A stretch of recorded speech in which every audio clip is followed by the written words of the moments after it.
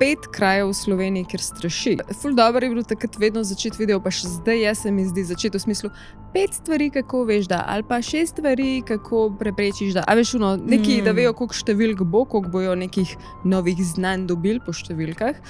In sem tudi naredila video 5 krajev v Sloveniji, kjer straši.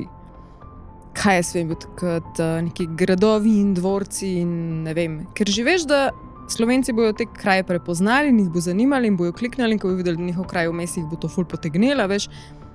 Plus, tudi takrat sem ugotovila, da Slovence ful zanimajo videi v Sloveniji. Tudi če recimo en tujec prišel v Slovenijo, tako kot je zdaj ta Amerikanac itd. In vsakič, je nek video o Slovencih, o slovenščini, slovenskih, bilo kaj Slovenci ful radi gledajo. In ko sem takrat tisti video naredila 5 krajev v Sloveniji, kjer straši, so vsi to gledali, tako res ful ogledal je dobo in meni klenknil, da je to nekaj, kar lahko združim, se pravi scary stvari pri nas ali pa kjerkoli druge, v glavnem to pali, noben drug tega ne dela in sem šla pač v to rdečo nit, ker itak je pa istočasno mene ful zanimalo to. Ker sem bila od nekdaj tisto otrok, ki je pač vile iskal, pa kače po tleh, pa čudežne stvari, pa prepričana sem bila, da znam čarati, pa da telekinezo obvladam. Še zdaj verjamem, da enkrat se v ta dar v meni zbudil.